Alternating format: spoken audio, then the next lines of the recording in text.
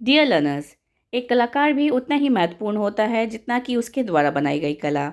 भारत में कला के ऐसे कई नमूने, कई स्मारक हैं जो अपनी बारीक नक्काशी, वास्तुकला और उस समय के ऐतिहासिक महत्व के लिए जाने जाते हैं।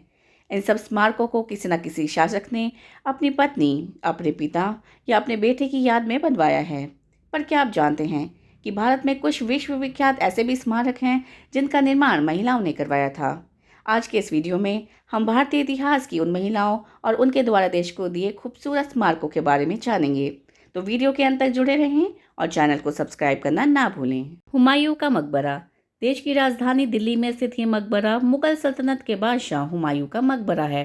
साल 1556 में बादशाह हुमायूं की मृत्यु के बाद उनकी बेगम हमीदा बानो ने इस मकबरे का निर्माण करवाया, जो साल 1569 में बनकर तैयार हुआ।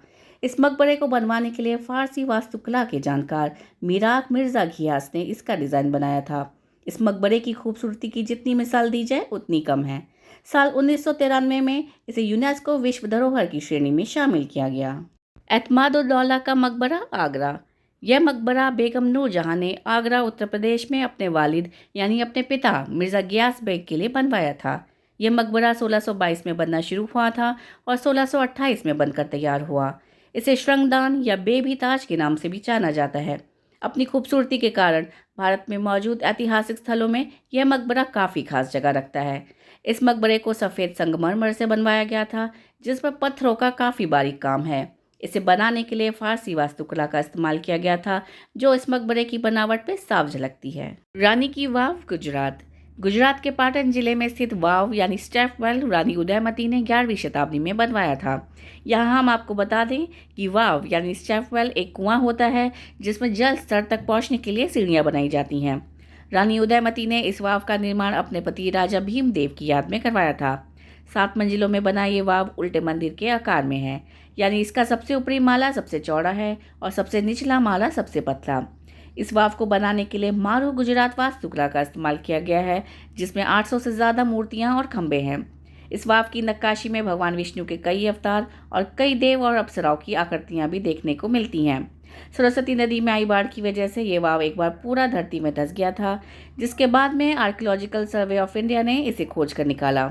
इसके बाद भी आज तक ये वाव काफ़ी अच्छी हालत में है और यूनेस्को की विश्व धरोहरों में शामिल है।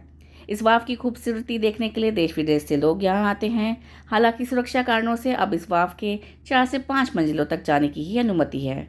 महारानी शंकर मंदिर, गुलमर्ग, जम्मू कश्मीर। महारानी शंकर मंदिर को रानी मंदिर या मोहिनेश्वर शिवालय के नाम से भी जाना जाता है।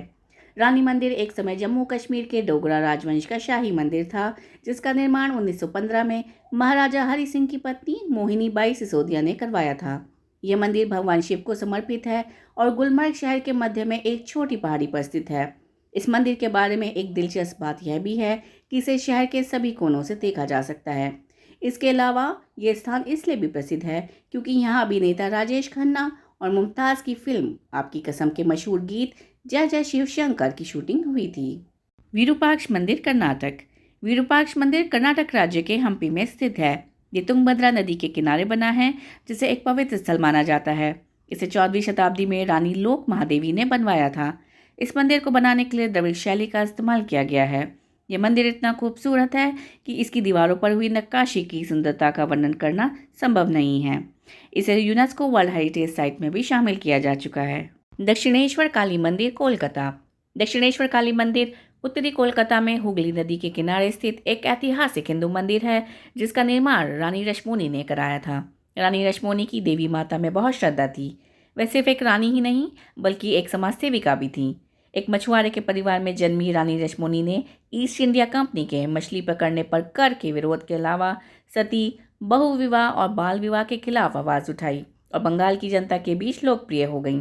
यह मंदिर 1857 में 20 एकड़ भूमि पर विशिष्ट बंगाल शैली की वास्तुकला में बनाया गया था, जहां रामकृष्ण परमहंस ने मंदिर के मुख्य पुजारी के रूप में सेवा की। मिर्जान किला। मिर्जान किला कर्नाटक में स्थित है। इस किले का निर्माण रानी चैना भैरदेवी ने 16वीं शताब्दी में करवाया था। इन्हें पेपर क्वीन ऑफ इंडिया के नाम से भी जाना जाता है। ये भारत की सबसे अधिक समय तक राज करने वाली महिला शासक थीं, जिन्होंने 54 साल तक शासन किया। इतिहास में ये किला कई युद्धों का साक्षी रहा है। इस किले को बनवाने के लिए लैदराइट पत्थरों का इस्तेमाल किया गया था। ये किला अपनी दोहरी दीवारें और ऊंची दीवारों और बुर्ज के लिए प्रसिद्ध है। इस किले की दीवारों पर मॉस यानी काई लगी हुई है, जिससे ये पूरा किला हरा नजर आता है। लाल दरवाज़ा मस्जिद, जौनपुर, उत्तर प्रदेश। लाल दरवाज़ा मस्जिद, जिसे रूबी गेट या रेड गेट मस्जिद के नाम से भी जानते हैं, शर्की राजवंश के शासक सुल्तान महमूद शर्की की रानी बीबी राजी द्वारा बनवाई गई थी। इस मस्जिद का निर्माण 1577 में रानी ने अपने आध्यात्मिक गुरु संत सैयद अली दाऊद कुतुबुद्दीन के सम्मान में करवाया था। ये मस्जिद बीबी राजी के महल के भीतर रानी के लिए एक निजी मस्जिद थी और इसका निर्माण धार्मिक शिक्षाओं का प्रचार करने के लिए किया गया था। रानी ने अपने पति के शासनकाल के दौरान अपने क्षेत्र में लड़कियों के लिए स्कूल और मदरसों की स्थापना की। ताजुल मस्जिद, भोपाल। भोपाल स्थित यह मस्जिद भारत की सबसे विशाल मस्जिदों में से एक है, जिसे मस्जिदों का ताज भी कहा जाता है। इसका निर्माण भोपाल की शासक शाहजहां बेगम ने करवाया था और इसकी संरचना 1971 में बनकर तैयार हुई थी। इस मस्जिद की वास्तुकला में इस्लामी और मुगल शैली शामिल की गई है। गुलाबी रंग के इस विशाल मस्जिद पर 3 गुंबद बनाए गए हैं, जिसके साथ 2 बड़ी मीनारें बनवाई गई हैं, जिन्हें मदरसे के तौर पर इस्तेमाल किया जाता है। फतेहपुरी मस्जिद, दिल्ली।